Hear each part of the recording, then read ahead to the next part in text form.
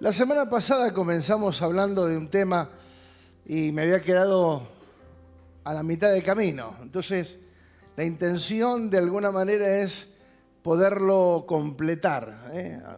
Completar de alguna manera porque siempre hay mucho para hablar sobre cada tema que exponemos en la palabra, pero el título que habíamos puesto la semana pasada y el que sigue hoy, crecer es multiplicarse en otros. ¿Sí? Cuando nosotros crecemos, necesariamente, fundamentalmente, el crecimiento válido para Dios, el crecimiento que realmente conmueve el corazón de Dios, es cuando nosotros nos multiplicamos en otros. ¿Sí? Porque el crecimiento personal no deja de ser egoísta, no deja de ser algo que solamente estamos pensando en nosotros mismos. Y no es que esté mal crecer en uno mismo, pero cuando hablamos de ser hijos de Dios, cuando hablamos de ser discípulos del Señor, nuestra prioridad debería ser podernos multiplicar en otros, poder compartir lo que recibimos de gracia con otros para que otros también le conozcan. Amén. Los que son apasionados, los que han conocido al Señor, los que viven una vida llena de la presencia de Dios y que están dispuestos a compartirlo con otros. Creo que ellos vinieron a esta reunión.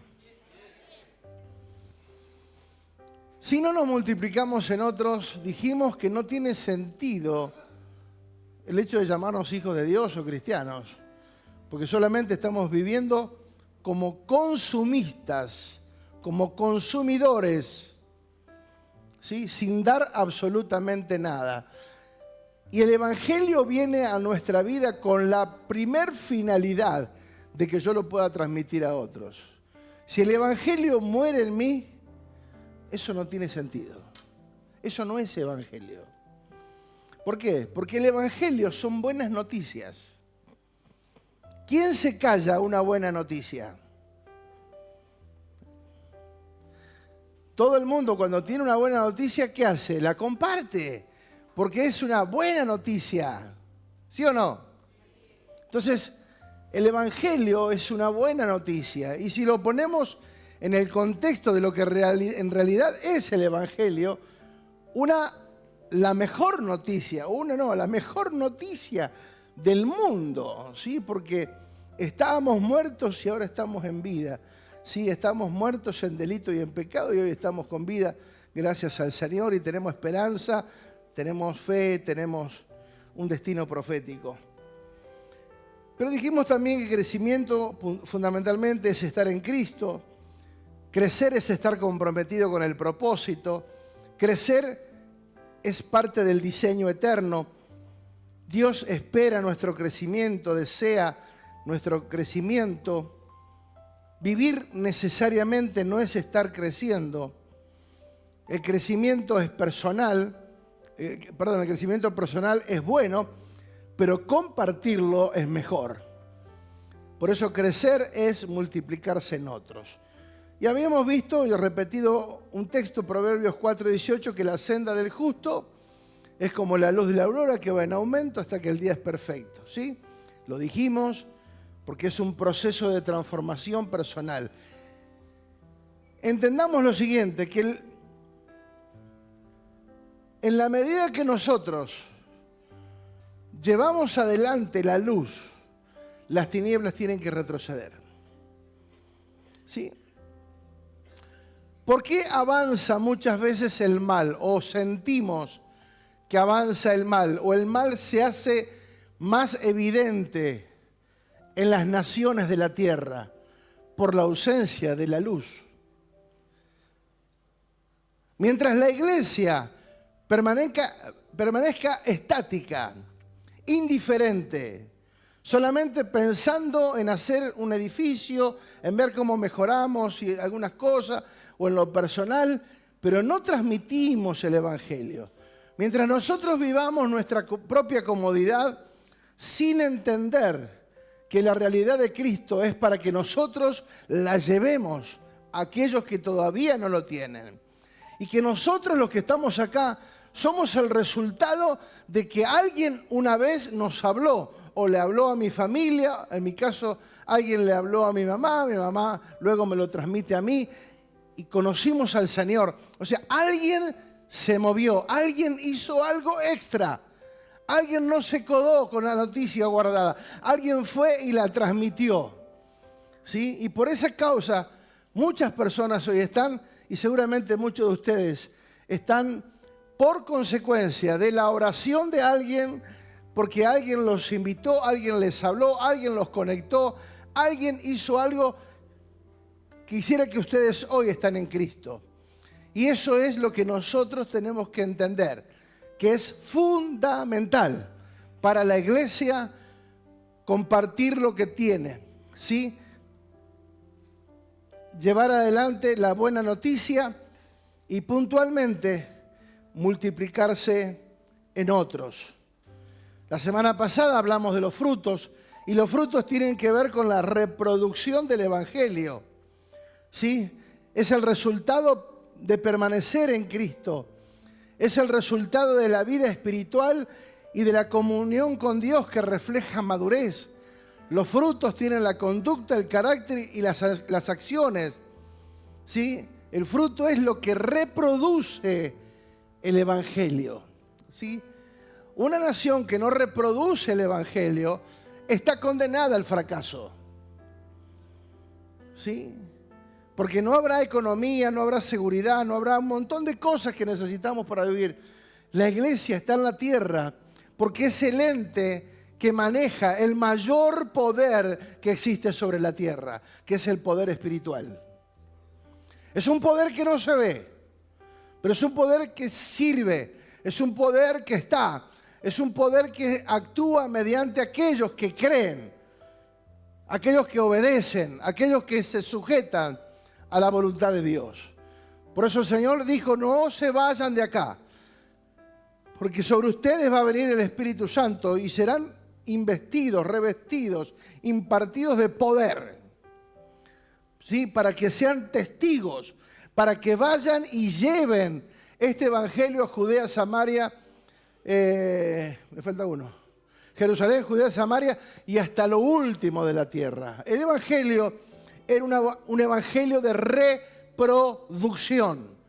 Por eso, en el libro de Hechos, lo primero que llega a la iglesia fue una persecución, donde muchos murieron, muchos fueron esparcidos, muchos fueron expatriados, llevados a otras naciones, abandonando sus lenguas, sus costumbres, sus tradiciones y muchos aún sus familias, y fueron esparcidos sobre todo el territorio conocido. Y donde iban, llenaban todo con el Evangelio. No iban contando problemas. No iban diciendo, estamos acá porque nos están persiguiendo. No, no. Donde iban, presentaban el Evangelio del reino. Y donde iban, vidas, familias, territorios fueron transformados por el poder de Dios. Entonces es indiscutido que el Evangelio es para reproducirse. Si no nos reproducimos en el Evangelio, nuestra vida no está alcanzando lo primero que tiene que alcanzar, que es darle a otro, compartir con otro la vida que portamos. Vimos la semana pasada Mateo 9:36 que dice, palabras de Jesús, al ver la multitud, Dice, tuvo compasión de ellas. ¿Por qué? Porque para él estaban desamparadas y dispersas como ovejas que no tienen pastor. Él no veía a las personas como pecadores perdidos, como muchas veces la religión nos impuso que tenemos que ver a la gente. ¿Sí? Nosotros fuimos llamados en el Evangelio del Reino y puntualmente en el Nuevo Pacto a llevar el mensaje de la reconciliación, no de condenación. No estamos para señalar el error o el pecado de la gente. Estamos para decirles, ¡hey! En Cristo ya está todo resuelto. Él ya nos ha perdonado. No hay nada que pagar. No hay ningún sacrificio que hacer. Simplemente recibir por fe lo que Él ya logró en la cruz del Calvario cuando dijo consumado es. Entonces, Él tuvo compasión. Un sentimiento que muchas veces no abunda entre nosotros. Muchas veces nos compadecemos por lo nuestro, pero no por los demás. Hoy estamos viviendo una sociedad, y no digo que esté mal, se compadece más de un perrito que anda solito por la calle que de un hijo, que de una criatura. Obviamente no es nada nuevo, porque Isaías ya lo profetizó, que en los últimos tiempos a lo bueno llamarán malo y a lo malo llamarán bueno. ¿Sí? Entonces, hoy está todo al revés. Hoy está todo al revés. Pero la iglesia, que es columna y baluarte de la verdad, tiene que ser la protagonista en esta historia. No estamos para ver pasar la vida, estamos para invertirla en Cristo. Ese fue el sentir de Jesús, compasión. ¿Cuánto hace que mirás a alguien y no sentís compasión? ¿Sí? Muchas veces nos acostumbramos, y ese es el peligro, de acostumbrarnos a ver el mal, acostumbrarnos a leer malas noticias, acostumbrarnos a ver que todo está mal y como que es parte de la normalidad. Y normalizamos lo que no tiene que ser normal. ¿Sí? Pero fíjate que el texto continúa y hay una necesidad. Primero Jesús expresa su compasión, pero después expresa una necesidad. Dice el verso 37, entonces le dijo a sus discípulos, a la verdad, la mies es mucha, mas los obreros pocos. Rogad pues al Señor de la mies que envíe obreros a su mies. ¿Qué significa esto? A la verdad la mies es la cosecha. A la verdad la cosecha es mucha, pero los que quieren agarrar la pala, la carretilla, los obreros que tienen que venir a levantar la cosecha son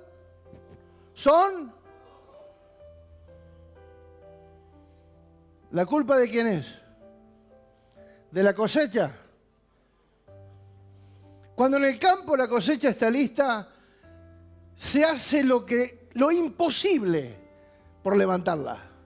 Porque de eso dependerá la provisión, la prosperidad, el crecimiento, la multiplicación y la preparación para la próxima cosecha. Entonces, cuando hay una cosecha, no es que se especula, se entrega todo, ¿sí? Uno escucha y ha escuchado, porque uno ha vivido en ciudades más pequeñas, hemos estado cerca de hombres de campo, donde se empeñan hasta la cabeza, empeñan su casa, sacan crédito, compran maquinaria. ¿Por qué? Porque hay que levantar la cosecha, porque cuando se levanta la cosecha, con esa cosecha pagamos todo el crédito y encima nos queda dinero. Entonces el campesino cuando tiene, no digo ahora, porque ahora hay otras tecnologías y demás, pero hace unos años, sí, recuerdo cuando la cosa estaba ajustada, al momento de levantar una cosecha, ¿sí? Dice que, he escuchado que gente empeñaba, traía las escrituras, ponía el campo la escritura del campo al banco para que le diera un crédito, ¿sí? Para levantar la cosecha, porque sabía que si la cosecha era buena, iba a tener para pagar todo y le iba a quedar todavía. ¿Sí? Pero fíjate lo que dice el Señor. En otra versión, a sus discípulos le dijo, la cosecha es grande, pero los obreros pocos. Pidan al Señor, que está a cargo de la cosecha, piden que envíe más obreros a sus campos. Amadas, amados, esto está destacando una realidad, que hay una tarea que realizar. Diga, una tarea. Hay una cosecha que levantar. O sea, Dios tiene un panorama que muchas veces no es el mismo que el nuestro. Dios tiene una visión sobre el mundo y la tierra y los hombres, muchas veces diferente a la nuestra.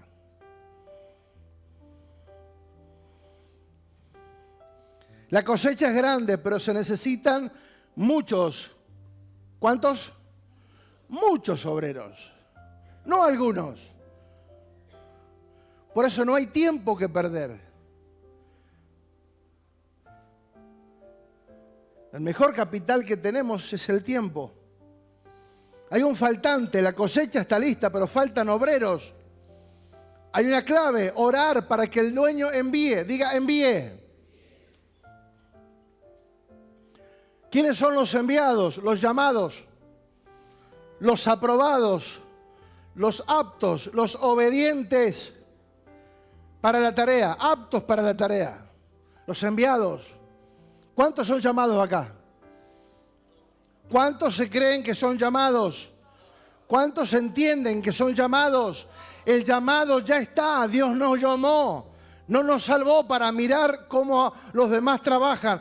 Nos salvó y nos incorporó a su cuerpo, la iglesia, para que nosotros nos levantemos y nos arremanguemos y pongamos manos a la obra para levantar juntamente la cosecha.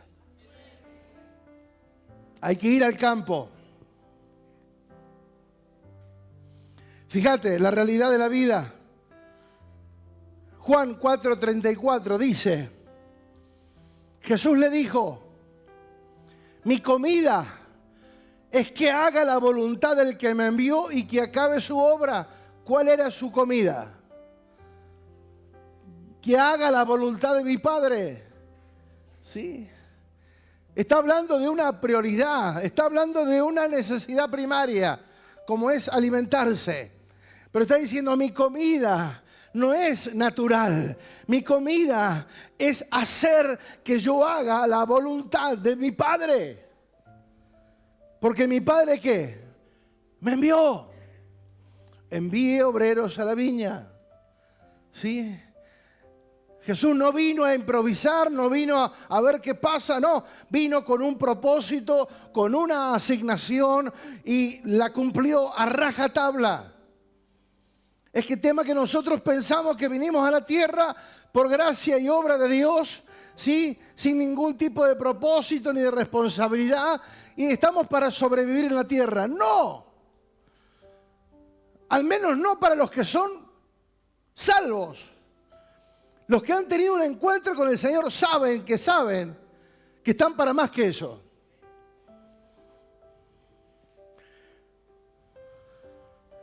Mi comida es que haga la voluntad del que me envió y acabe su obra.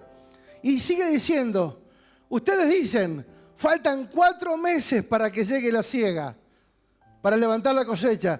He aquí yo digo, alcen los ojos y miren los campos porque ya están blancos, ya están listos, ya están preparados para levantar la cosecha. En Comodoro hay miles de personas que están esperando que alguien les alcance el mensaje del Evangelio del Reino, alguien que les lleve buenas noticias, y habrá alguien aquí que esté dispuesto a hacerlo.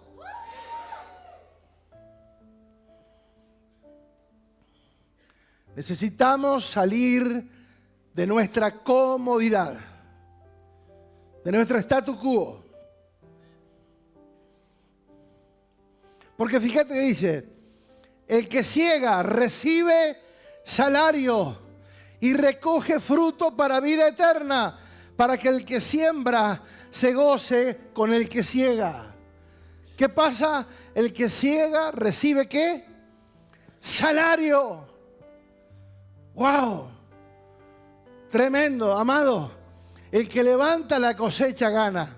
El que levanta la cosecha disfruta. El que levanta la cosecha es prosperado. El que se arremanga para hacer la obra de Dios va a recibir salario.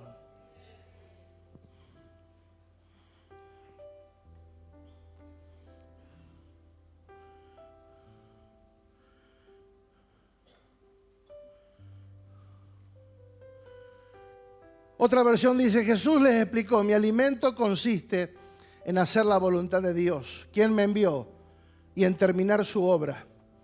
Ustedes conocen el dicho, hay 4 meses entre la siembra y la cosecha, pero yo les digo, despierten y miren a su alrededor. Los campos ya están listos para la cosecha.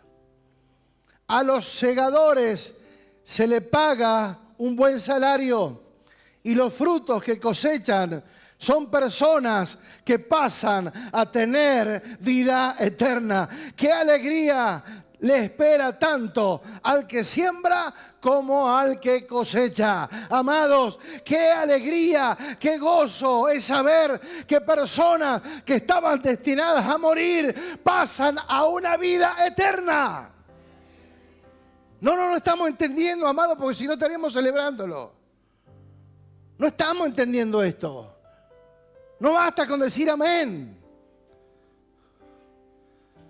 Amados, nos está hablando que el fruto de tu trabajo involucrado en llevar la palabra a otros es la cosecha de personas que pasan de una situación, de una condición a la vida eterna, que estaban esclavos, muertos en delitos y en pecados, pero de pronto pasan a la vida eterna. ¿Por qué? Porque vos y yo nos involucramos.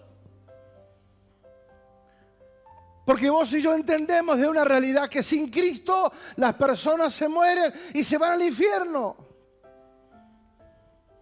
Pero vos te pensás que la sangre de esas personas que un día pasaron a nuestro lado, nosotros vamos a quedar exentos. Vos pensás que Dios no nos va a decir, che, pero esa persona vivió al lado tuyo, esa persona trabajó con vos como 10 años. Esa persona fue vecino, esa persona fue pariente. ¿Qué pasó? Es que hay una indiferencia tal que muchas veces ni a la familia ganamos. O sea, nuestro compromiso no alcanza, liviano, no alcanza. Hay que ser determinados, porque Dios está queriendo levantar la cosecha. Dios está queriendo juntar miles y miles y miles de personas. Pero no para que digamos, wow, cuánto que somos, no. Para que nos alegremos juntamente con el sembrador, el que sembró la vida en nosotros. Y los que levantamos la cosecha nos gozamos juntamente, sabiendo que somos parte de la gloria de Dios sobre una tierra, sobre una ciudad y sobre una región.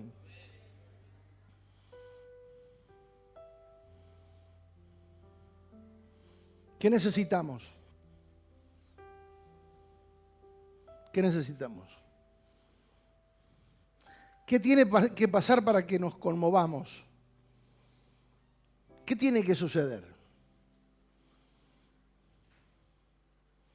¿Qué tiene que suceder para que activemos? La Biblia dice que un hombre pensaba, wow, qué bien que me va. Tengo los graneros llenos. Tengo casa, tengo auto, tengo casa quinta. Voy a preparar más graneros para cosechar más, para seguir creciendo y para enriquecerme. Y aparece el ángel y le dice, necio, esta noche vienen a pedir tu alma y todo lo que tenés, aquí queda.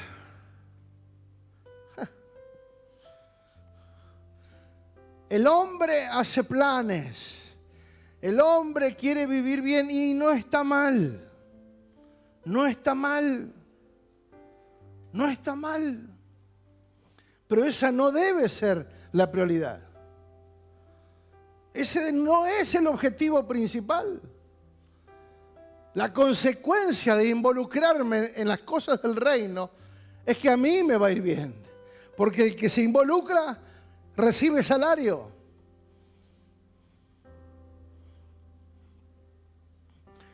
Entonces hay una diferencia entre una visión y otra.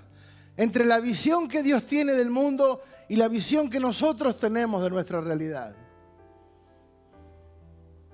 La visión nuestra y la realidad del reino. Pero amados, el Padre paga y paga bien. Vamos a ver qué fue lo que se me quedó en el tintero y quería compartir. La realidad de los llamados y enviados en la práctica. Y vamos a ver un poquito la vida del apóstol Pablo. Hechos capítulo 20, verso 17. ¿Vamos bien? ¿Lo reciben o lo rechazan?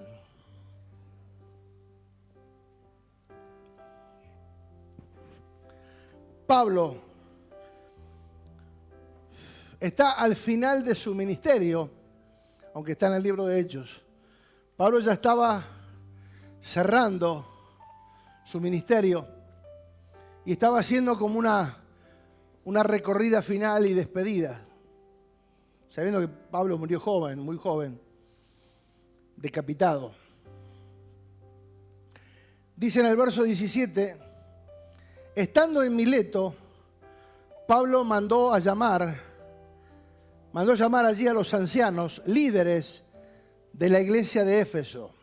Los ancianos eran los pastores de las congregaciones que estaban en Éfeso. Cuando llegaron, Pablo les dijo, ustedes saben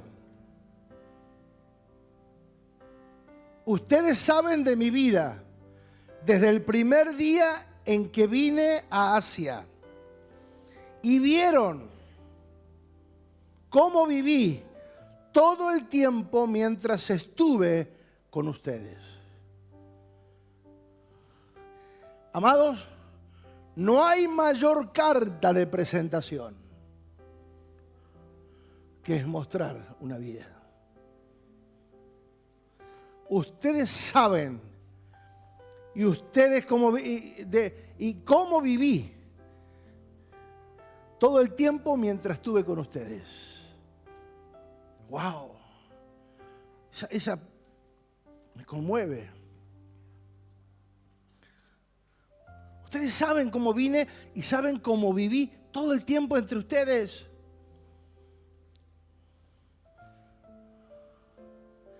He trabajado para el Señor con humildad y con lágrimas. ¿Qué dijo? Con humildad y con lágrimas. Con pasión. O sea, quien no ama lo que hace no sirve. Si no hay un compromiso real y profundo, no con una congregación ni con un pastor, con el reino, con el que nos llamó, con el que nos salvó. Ustedes saben de mi vida desde el primer día en que vine a Asia y cómo vieron y cómo viví todo el tiempo mientras estuve con ustedes. He trabajado para el Señor con humildad y lágrimas, corriendo el riesgo de caer en los atentados que los judíos han tendido contra mí. O sea, un hombre comprometido, un hombre arriesgado, un hombre que no le temía a nada ni a nadie, porque sabía en quién había creído. Un hombre que estaba comprometido con una causa.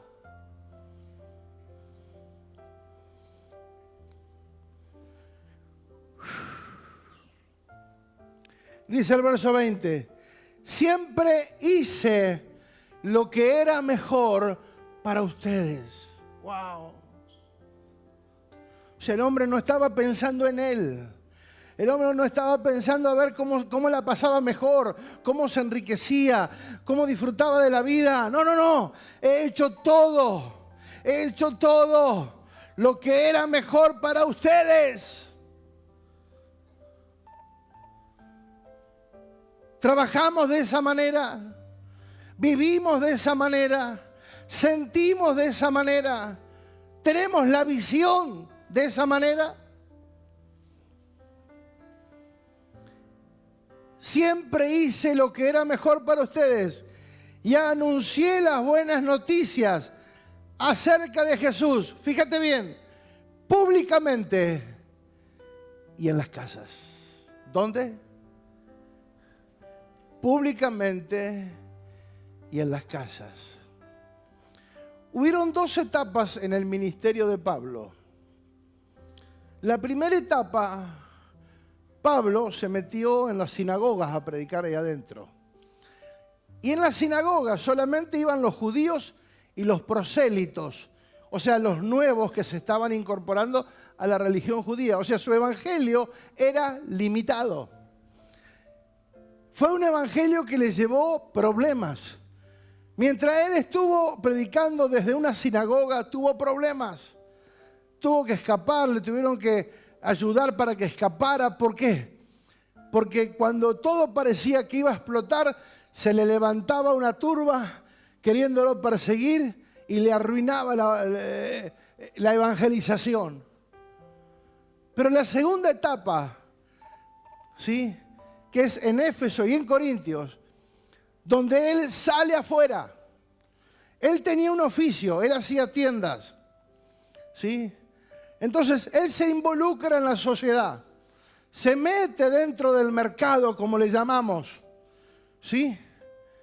Y dentro del mercado, él desarrolla el ministerio. No estaba ahí pensando en ganar plata, estaba ahí pensando en llevar adelante el ministerio. Pero el hecho de que él estaba todo el tiempo en la calle fue reconocido públicamente y fue donde él tuvo el mayor de los éxitos predicando el evangelio. Porque él lo hizo públicamente y en las casas. ¿Dónde tiene que estar el evangelio? Públicamente y en las casas. 2 áreas conflictivas. 2 áreas que son complejas para tratar. Él estaba allí y a mí me causó, cuando yo leo esto, que él desarrolla su ministerio públicamente, fuera de las sinagogas. Por eso acá venimos a entrenarnos.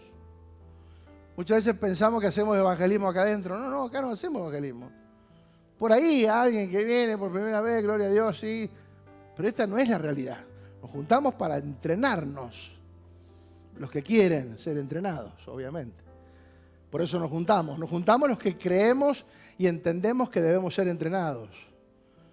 ¿Sí?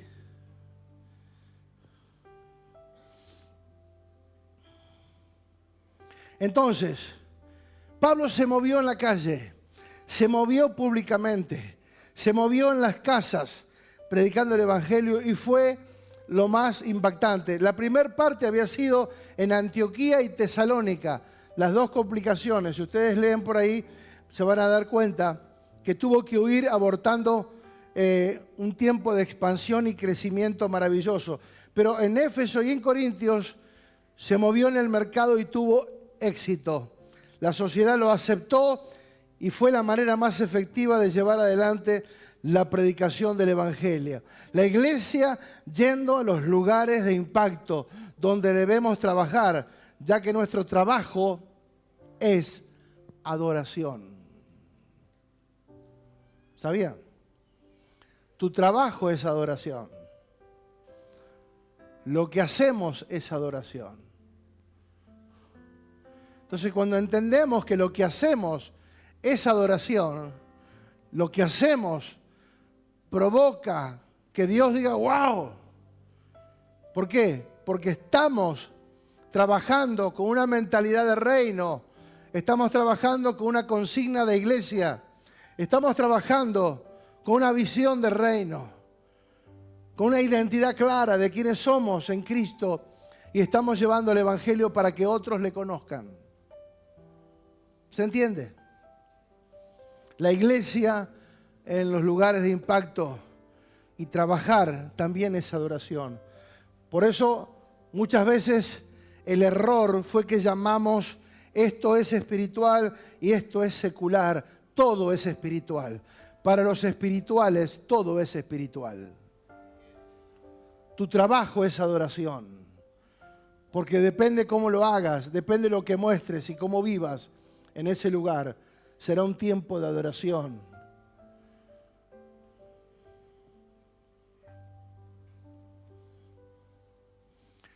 Sigue diciendo, les dije a todos los judíos y griegos que cambiaran su manera de pensar y de vivir, que se acercaran a Dios y creyeran en el Señor Jesús. Pero ahora debo obedecer al Espíritu e ir a Jerusalén. ¿Qué tiene que hacer? ¿Obedecer a quién? Oh. ¿Cuántos están dispuestos a obedecer al Espíritu? ¿Nadie? ¿Cuántos están dispuestos a obedecer al Espíritu? ¿Seguro? ¿Seguro? Lo único que sé es que el Espíritu Santo me dice en cada ciudad, en Jerusalén, que me esperan problemas y hasta la cárcel.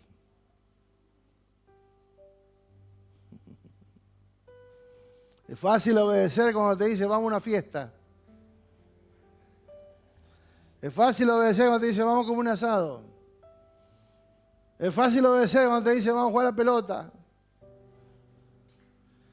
Nadie toca a los que caen. Es fácil obedecer cuando somos convocados a lo que la carne le gusta. Pero cuando el Espíritu habla, no es que siempre va a ser así, pero es posible que puedas ser llevado a un ámbito peligroso, un ámbito difícil. Pero saber que es el Espíritu el que te envía nos da seguridad. Porque yo no voy solo, no me voy a meter en la boca del león solo. Ya el Espíritu me alentó, me advirtió, me animó que voy a pasar por situaciones difíciles. Porque las situaciones difíciles de todas maneras van a llegar. Pero una cosa es por estar en el Espíritu y otra por ser desobediente. Una cosa es caminar en Dios y atravesar crisis, como todos en la vida la atravesamos, y otra cosa es pasarla, porque lamentablemente desoímos la voz de Dios. Y esto no es condenación, esto no es juzgar, simplemente tenemos que saber. Por eso digo, la vida práctica de aquellos que fueron salvos y que fueron llamados a la obra de Dios, Dios no los llamó a vivir en una vida de shopping, una vida de disfrute solamente. Seguramente que Pablo vivió cosas buenas, ha pasado momentos lindos, ha disfrutado con su gente, pero también fue alertado para estas cosas. Por eso dice, debo obedecer al Espíritu. Amados, mientras nosotros obedezcamos al Espíritu, estamos asegurados.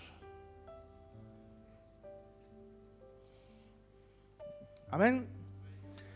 Dice que le enseñó a que cambien su manera de pensar y cambiar su manera de vivir. Fíjate qué importante, ya Pablo estaba recalcando esta historia. Que si nosotros no cambiamos la forma de pensar, nunca cambiará nuestra forma de vivir. Nadie vive diferente de lo que piensa.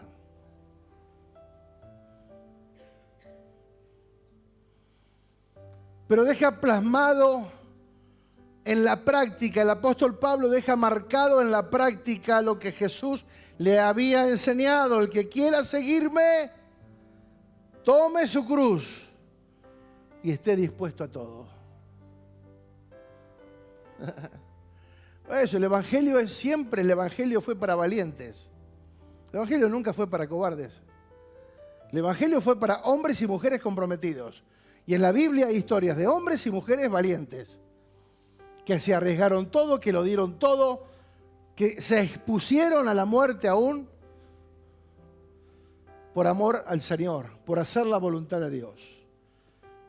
Por eso son hombres y mujeres destacados, recordados y permanentemente mencionados en la Biblia como ejemplo. ¿Sí? Porque hay dos formas de pasar por la vida. Una es sin pena ni gloria, que a los 2 días que te entierren ya nadie se va a acordar de vos. O, a pesar de que pase el tiempo, diga, hubo alguien que se sembró en una ciudad. Hubo alguien que se sembró en sus generaciones. Hubo alguien que lo entregó todo. Hubo alguien que fue más allá. El que fue la segunda milla y marcó la historia de generaciones.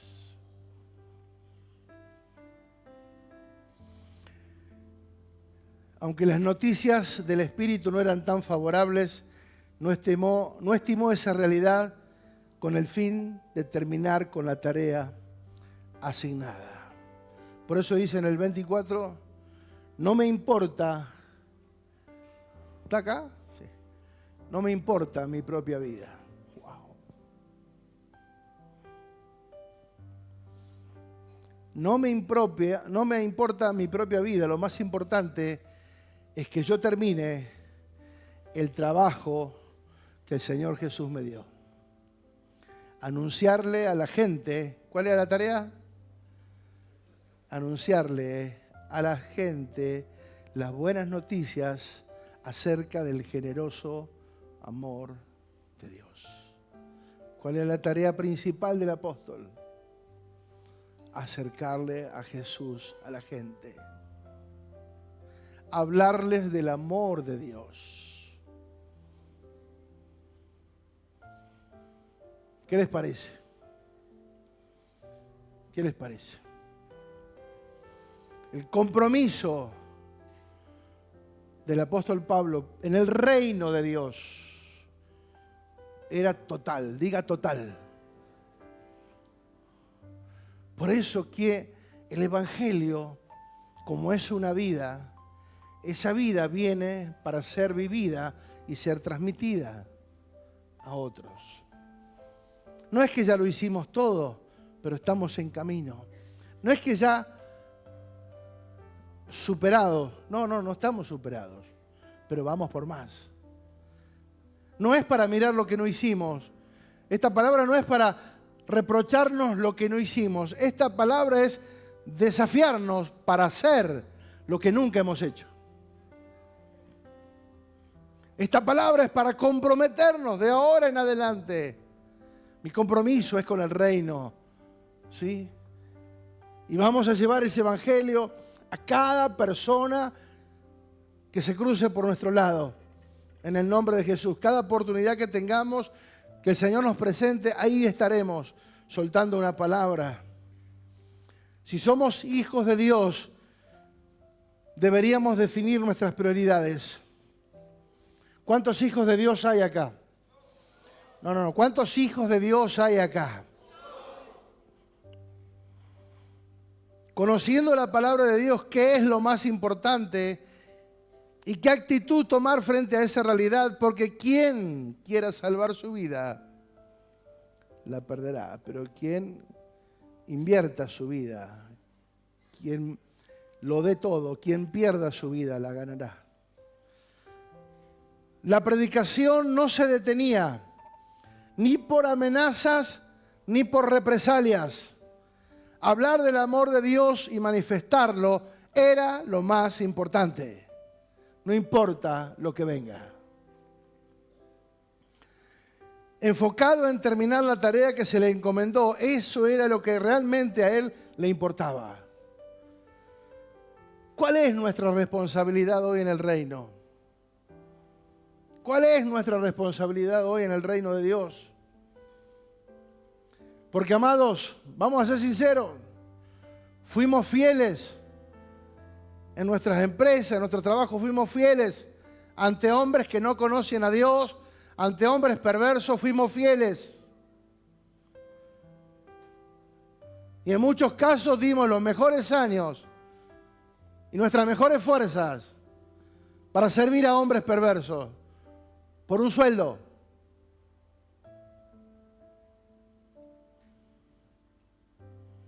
Pero cuando hablamos de servir a Dios, que nos dice que quien se involucra en la cosecha, Dios le paga salario. Resulta que no hay gente, que siempre tenemos una excusa.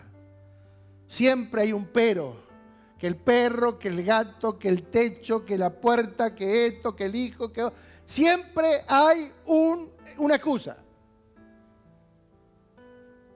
Porque el hombre es el padre de todas las excusas.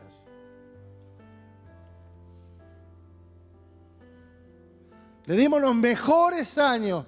Fuimos fieles a trabajadores perversos, manipuladores, mentirosos, que engañaban a sus mujeres, que robaban.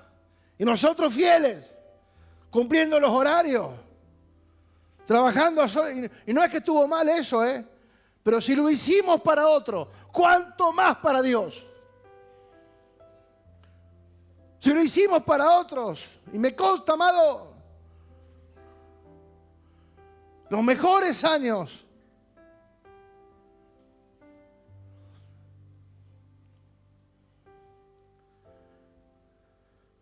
Y ahora el que nos convoca, el Salvador, el que nos dio todo, nos dio paz, salvación, nos está llamando al trabajo, nos está llamando a sumarse a la obra de cosechar. Él viene pronto. Él viene a buscar a su iglesia. Amado, yo no sé cuándo eso será, pero cuando venga, que nos encuentre comprometidos en hacer su obra.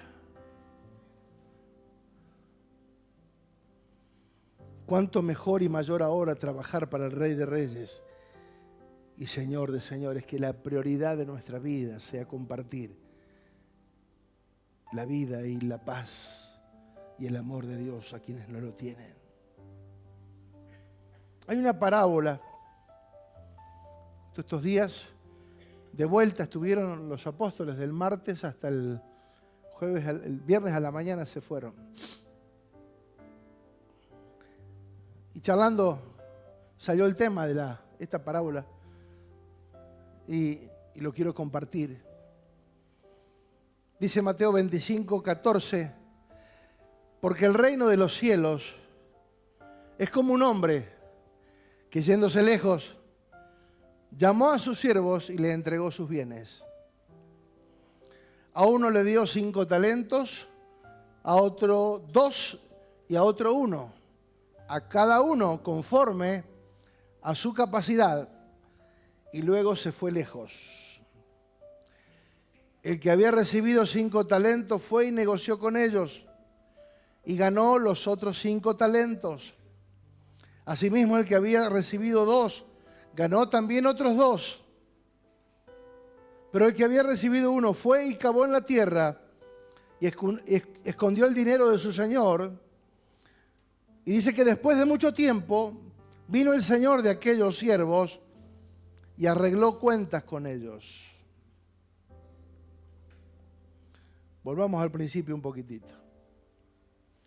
Hay un hombre, el reino de los cielos es como un hombre que yéndose lejos llamó a su siervo y le entregó sus bienes. Amado, qué bien nosotros recibimos de parte de Dios. Jesucristo.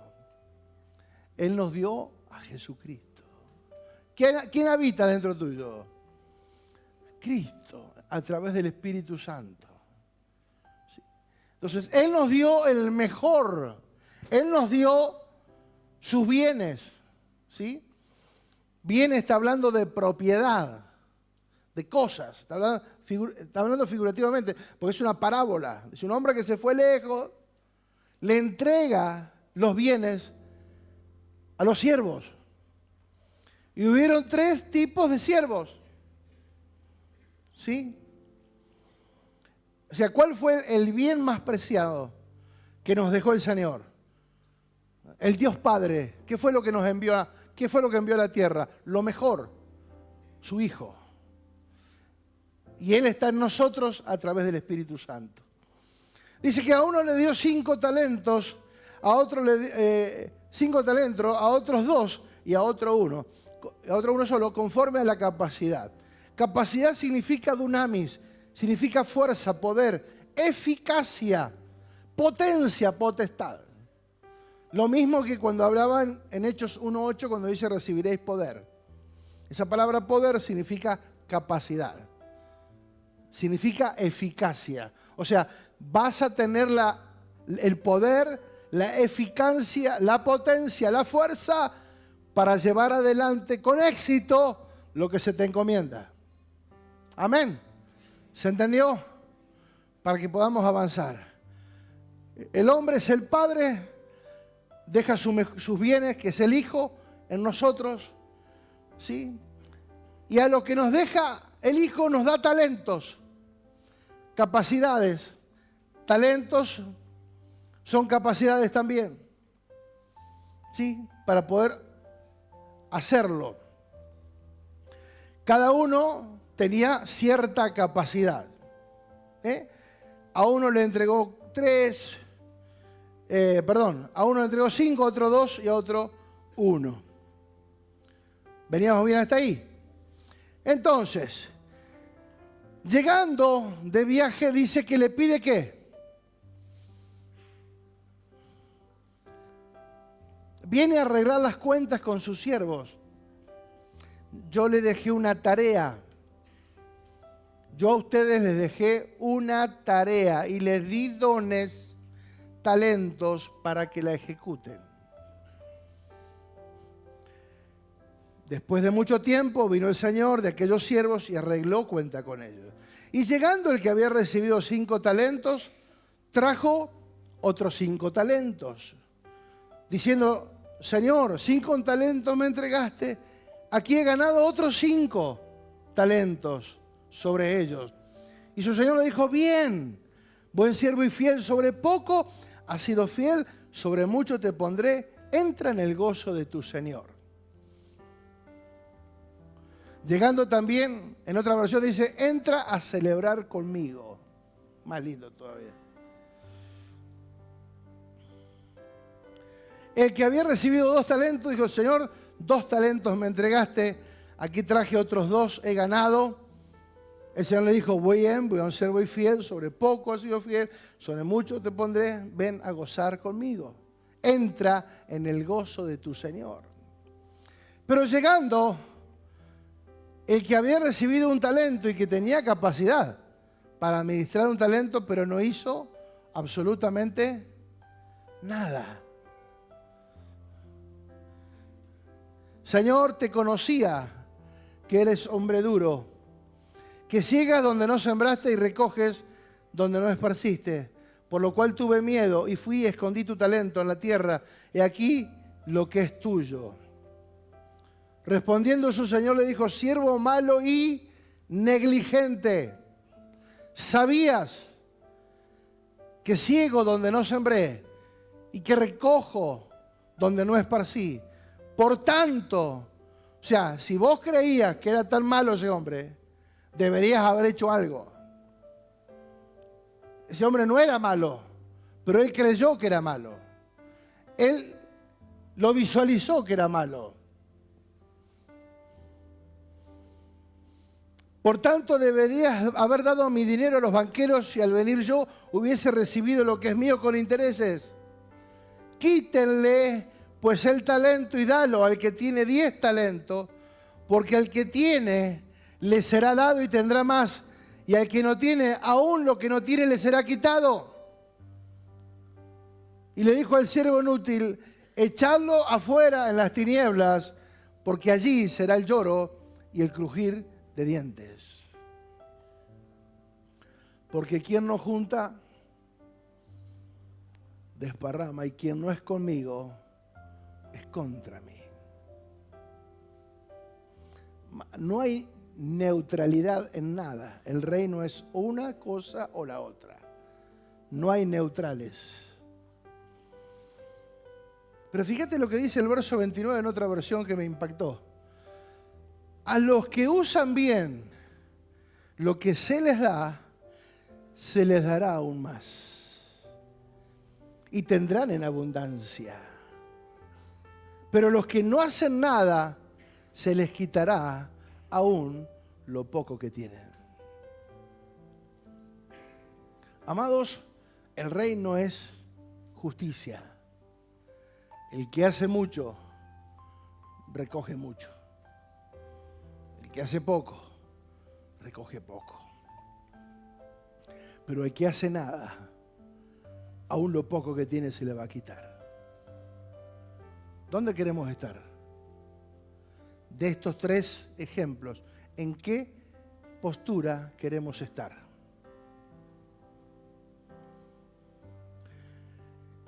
Pero fíjate que este señor, en esta parábola, ¿qué es lo único que reconoce? ¿Qué es lo único que deberían de haber hecho? El último, dice, bien, buen siervo y fiel. ¿Qué espera Dios de nosotros? Que seamos fieles. Por eso digo, fuimos fieles para otros. Fuimos fieles en el mundo. Fuimos fieles para otros. Y ahora el Señor espera de nosotros que seamos ¿qué? Fieles. ¿Cómo? Fieles. Te di capacidades, te di. ¿Y Él espera qué? Seamos fieles. Fíjate que lo único que resalta, bien siervo y fiel. ¿Y cuánto muchas veces nos cuesta ser fiel? Nos cuesta ser fiel, andamos luchando en la cabeza. ¿Por qué? ¿Por qué? Porque no estamos abocados a hacer la tarea.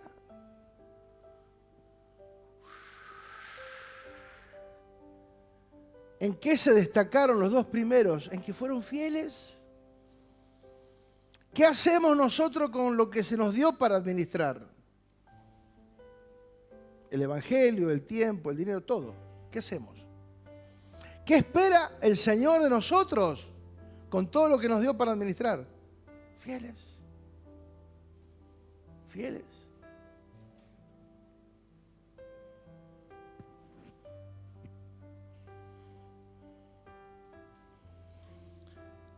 Primera de Corintios 9:16 dice,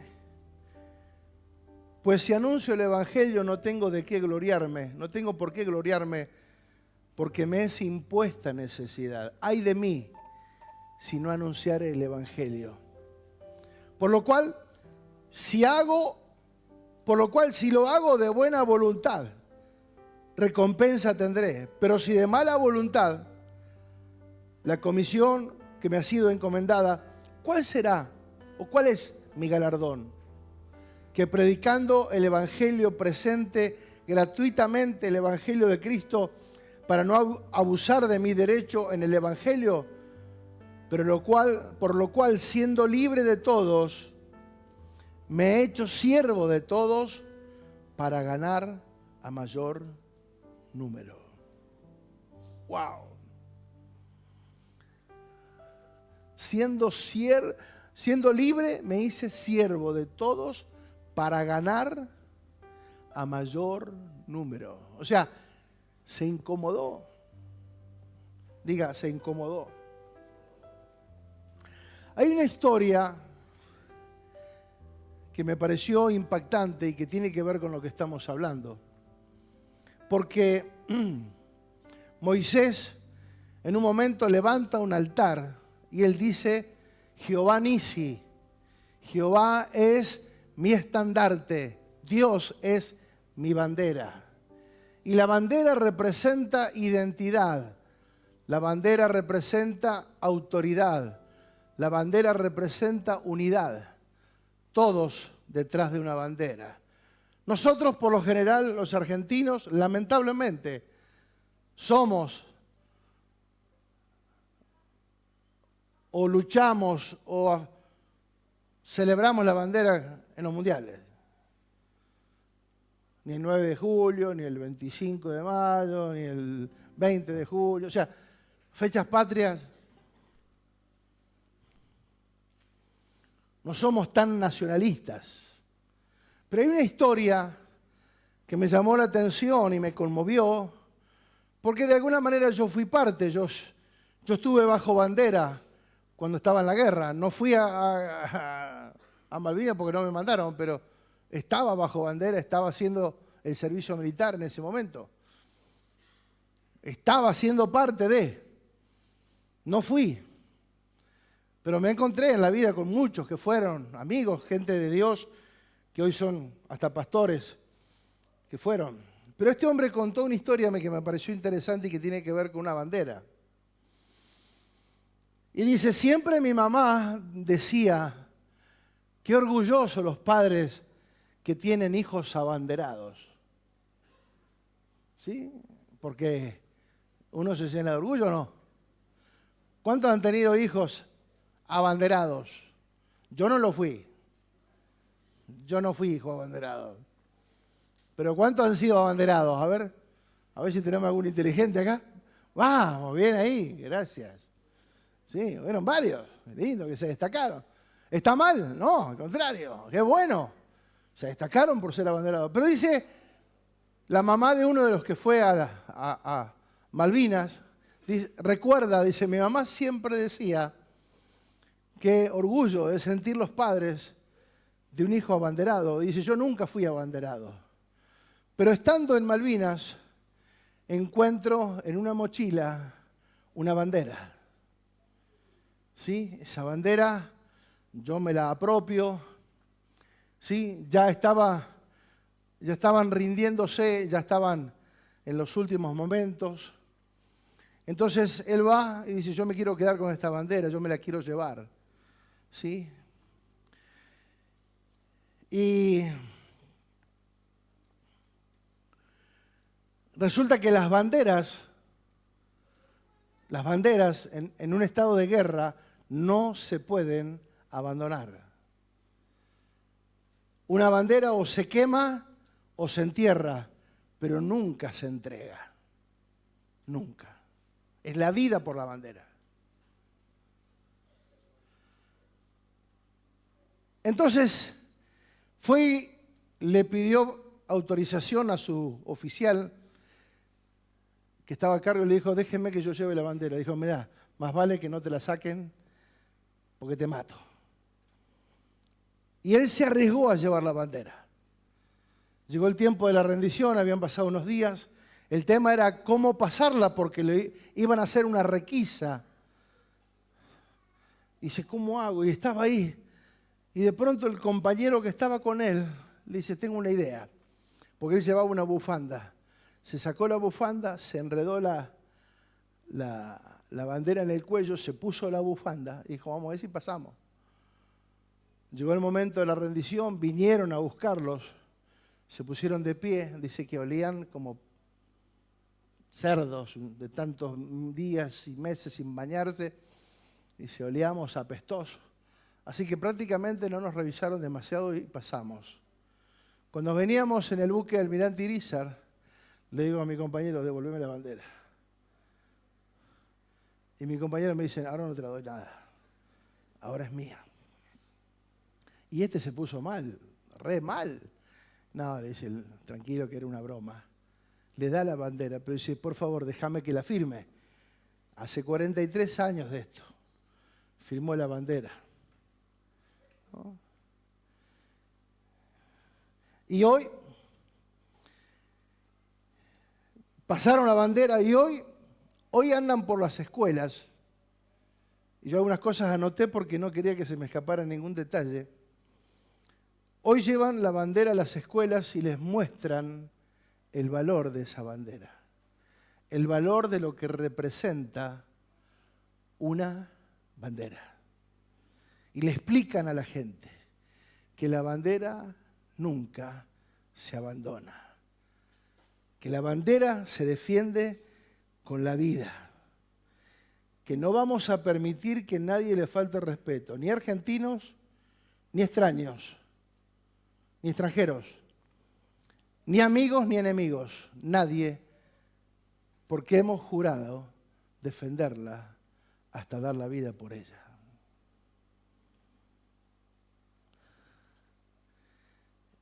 Y termina diciendo lo siguiente, vamos a la escuela, dice, yo no fui abanderado, pero soy guardián de esta bandera. Y el mensaje es el siguiente, que todos podamos tener una bandera por qué vivir, luchar, amar, crecer, disfrutar y dar la vida. ¡Wow! ¿Cuál es tu bandera? ¿Cuál es la bandera por la cual vivís, por la cual luchás y por la cual estás dispuesto a morir? Moisés dijo, yo levantaré bandera. Jehová Nisi, Jehová es mi estandarte. Él es mi bandera.